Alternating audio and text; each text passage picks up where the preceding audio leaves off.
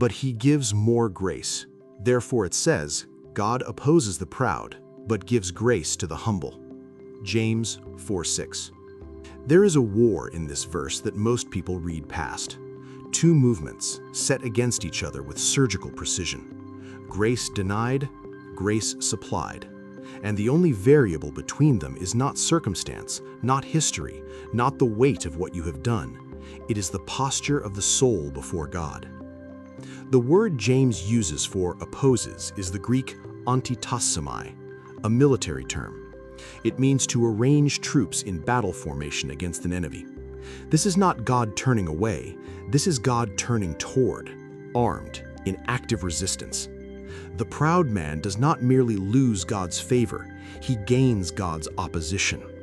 The scaffolding he has built out of self-sufficiency becomes the very thing God dismantles, not out of cruelty, but because a soul that needs no one has no room for the only one who can save it.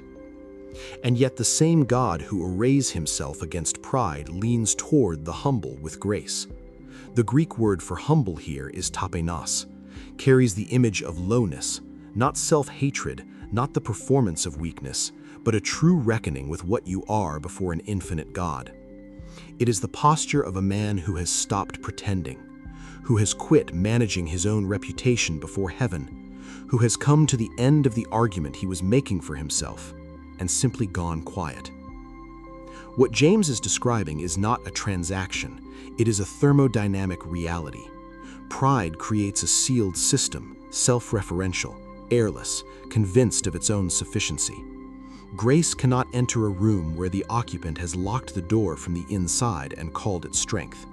But humility is an open window, and God, in his nature, moves toward openness the way light moves toward a cracked door. Not because it was earned, but because that is what light does. The phrase, "he gives more grace," sits at the front of this verse for a reason, before the warning, before the contrast. James leads with supply before he names the condition. This is not a verse about earning access to God's grace. It is a verse about what prevents us from receiving what he is already giving. The invitation today is not to perform humility, it is to stop performing. Whatever you have been carrying as evidence of your own competence before God, set it down. Not because weakness is the goal, but because the grace that is already moving in your direction cannot reach a man whose hands are full of himself.